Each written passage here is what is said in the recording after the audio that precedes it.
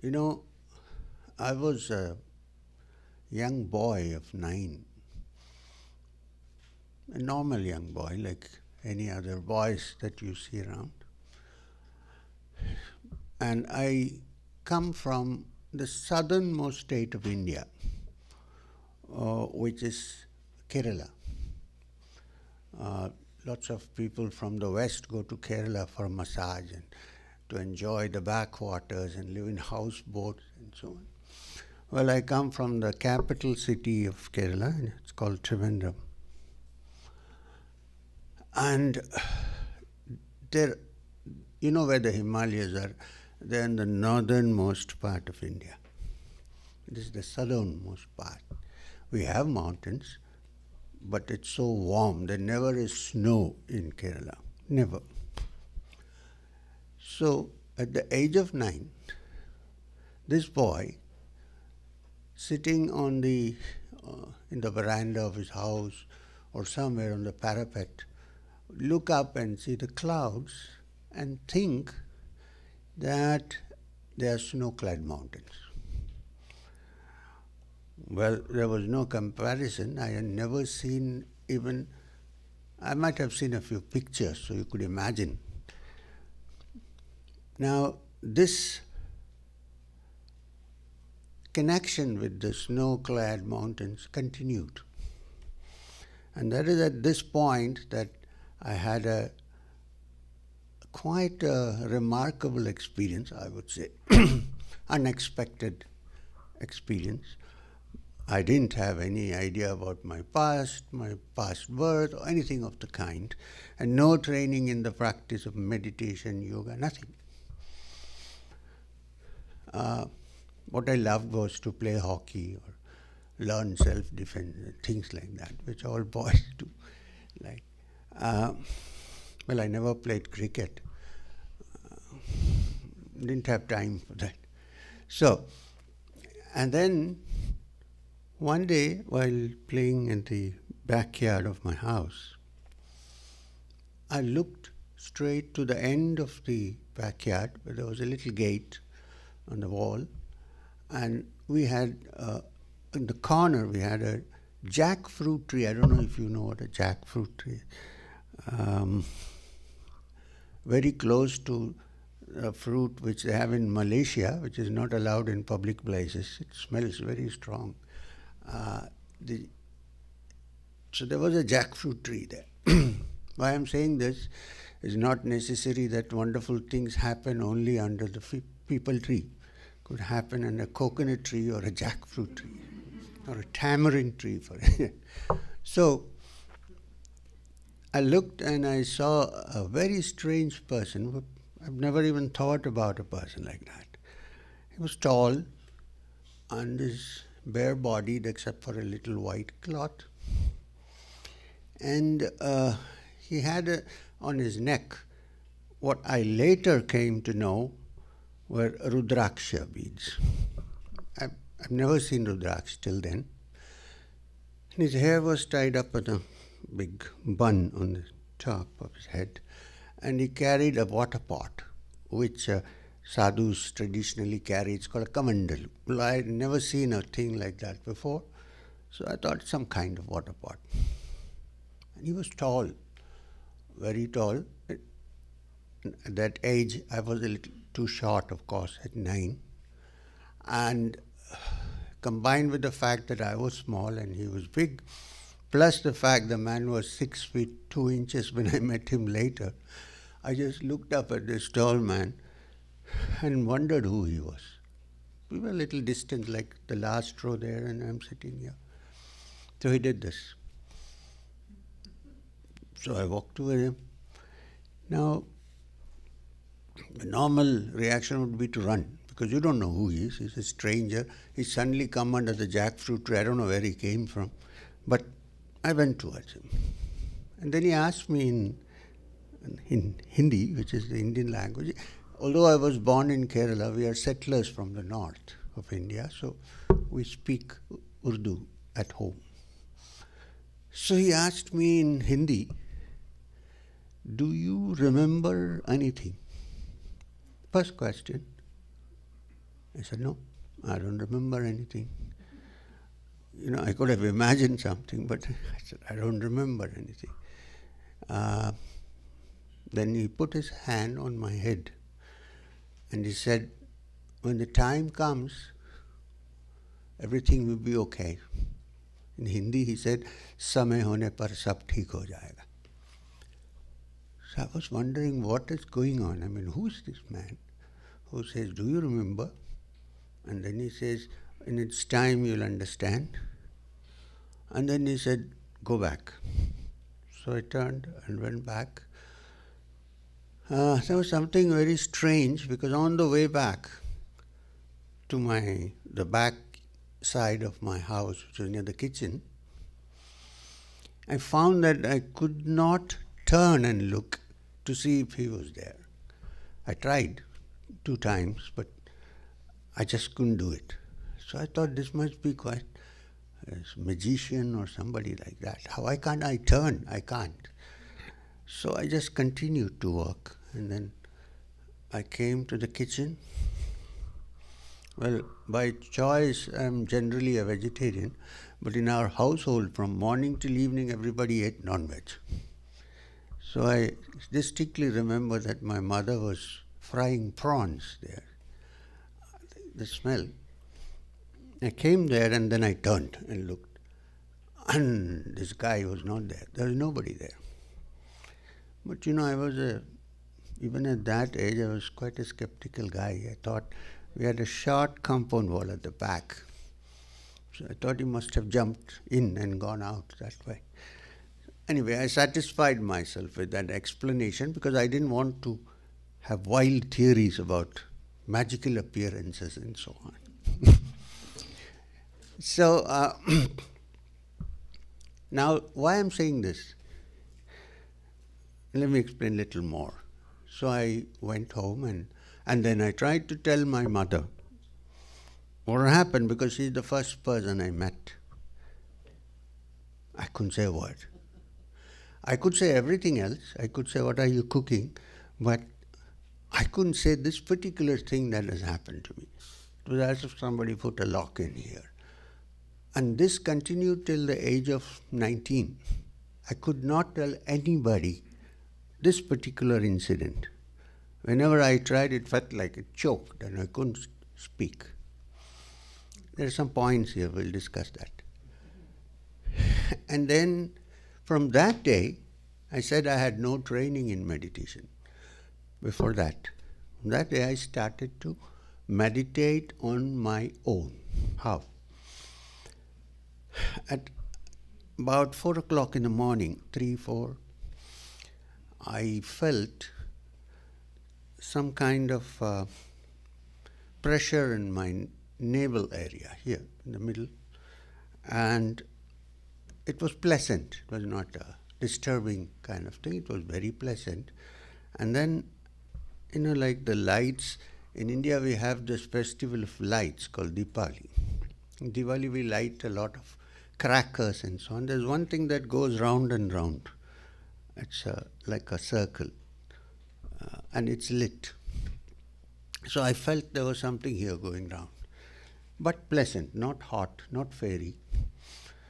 And then from there, that pleasant feeling spread to the rest of my body. This was my first meditation, untrained meditation. I continued doing this many years. I went to school, I went to college. I remember sitting in the school, looking out of the window and wondering, what the hell am I doing here? There's somebody going on about mathematics. Then I finished my college, and meanwhile, it so happened that I started meeting all kinds of so-called spiritual people in and around the locality. Some were people who really had ochre robes and were sadhus, sannyasin. Some were unknown, some were known, well known. And everybody welcomed me. I don't know if you know this, because I was born in a Muslim family. And none of the people I went to discriminated just because I was born in this background. This is something to note. When you really are thirsty for knowledge, it doesn't matter who you are. And the real teacher doesn't ask who you are or where you came from. Of course, there is this big question of who you are, the identity crisis, which has not been answered to date, and about which the Upanishad speaks of 2,000 years ago. Anyway, so I met, and there were some who were weird people who looked like they were crazy, but they were not crazy. Well, they thought that we were crazy. So, and also very sane people, scholarly people, sadhus, sannyasins. I met anyone around the area. And then, at the age of 19, I felt that I was kind of in a cage. And I wanted to break free. You must understand that in India, traditionally, a son is very important, and the only son and the eldest son is even more important. So he's supposed to, expected to take up the business, family business, or all that kind of thing. So my cage in which I was a golden cage. But cages are cages, made of wood or gold or clay or iron, it's a cage. So I felt like a bird trapped inside. From that time I developed this, I'm not saying good or bad habit. Whenever I saw a bird kept in a cage, I felt like opening it and letting it go. People who had pet birds at home stopped inviting me. Anyway, so I felt irresistibly that I had to break free and get out. So one day, without informing anybody, not to be imitated by young people, I just quit home. And believe me, my eyes and my mind were both fixed on the Himalayas. I had to fend for myself. Well, I had some money. Beyond that, there were no Google Maps then. So I had to look at all the railway guides, printed books, and find out how to get there to the Himalayas. After a great deal of no food and not knowing where to go, and having spent all your money trying to travel in trains without a ticket, not to be imitated again by young people, I finally reached the Himalayas from the foothills. Many people must have heard of Rishikesh and all these places. And then I moved upwards to the upper Himalayas. I don't want to go into complete detail, but then you won't read my autobiography, so let's not let the cat out of the bag fully. So I am joking. So I kept walking up till I came to this place called Badrinath, which is one of the important centers in the Himalayas, upper Himalayas, and not very far from the Tibetan border, Indo-Tibetan border. And there to cut short a long story, I met my Guru, Maheshwarnath Babaji. And the moment I saw him, I knew, those eyes haunted me always, big eyes. I knew that this was the same person I met at the age of 9. And his first words also were significant. He said, you've gone round everywhere and come back to me. So I said to him, now I'm not going to leave you, I'll be with you forever. He laughed and said, we'll think about it. So I spent 3.5 years with him, walking different parts of the Himalayas. Some of those parts are still not on the tourist circuit. Lovely places, beautiful places, hidden places, open places. And whatever I am today, whatever I have learned, is by his, in those 3.5 years. I was about to say by his grace, but I would say in those 3.5 years, whatever the M that you see before you was made. He did the job of an alchemist. He picked up gross metal and converted it into gold with the touchstone of knowledge, love, affection, discipline. And I don't think I learned anything more after that. It's there. So one would say, oh, so you have only the knowledge which you learned, then after that there's no learning? No. What happened was, he helped me to discover the key that opens the mind and takes it beyond barriers. So that if you need to know and understand something, you need to just put your attention into it. This is the capacity of the mind. Now, why is it that most people cannot have one-pointed attention? Why is it that one can't learn things even if one tries for a long time? Why is it that we are not able to grasp things quickly? Why is it that the mind is always troubled and feeling sometimes depressed, sometimes excited, exalted? This is because the normal state of the mind is up and down all the time. It flows. It's like sometimes it is down and sometimes it is up, because we base our entire life on how to always remain happy. And therefore, whenever a little sorrow comes, we get upset. Not knowing this sorrow is a harbinger of the joy that is going to come.